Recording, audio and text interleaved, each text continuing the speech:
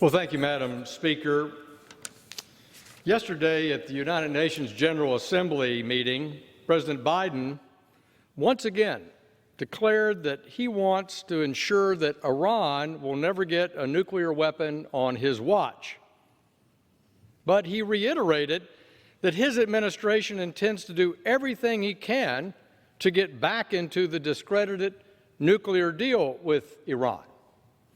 Now, Madam Speaker, this was his only reference directly about Iran in his remarks.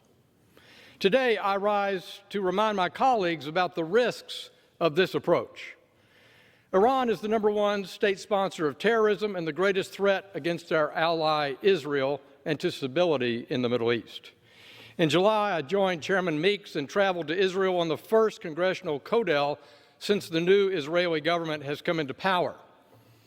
Despite that change in power and the coalition between left and right, there is no space between the parties, and the #1 national security concern in Israel continues to be Iran.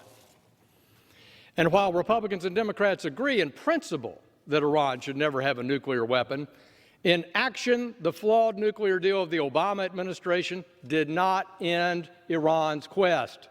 It only delayed modestly the development of a nuclear weapon, development that continues, Madam Chair. This deal kicked the can down the road in exchange for a windfall to the Iranian mullahs in sanctions relief and pallets of cash delivered on a tarmac.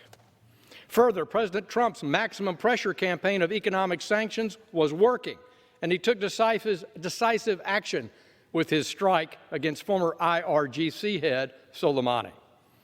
So, my friends, I'm afraid that we will return to the Obama-era policy of paying cash for promises from the Iranian leadership that will never be kept. Iran has blood on their hands, propping up Assad in Syria, the death of American troops in Iraq, and recently even blatantly attempting kidnapping in New York City. As a result, I reintroduced my legislation, the Holding Iranian Leaders Accountable Act.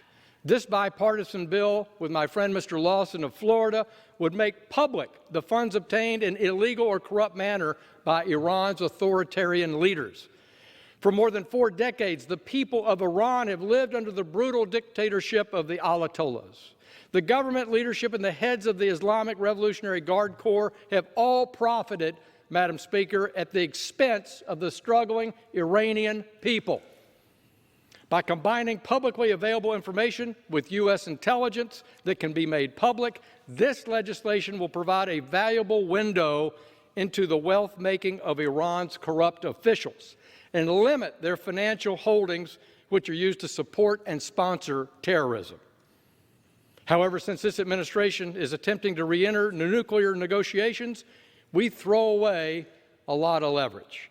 This bill gives the U.S. government and Iranian people knowledge by knowing how corrupt their leadership is.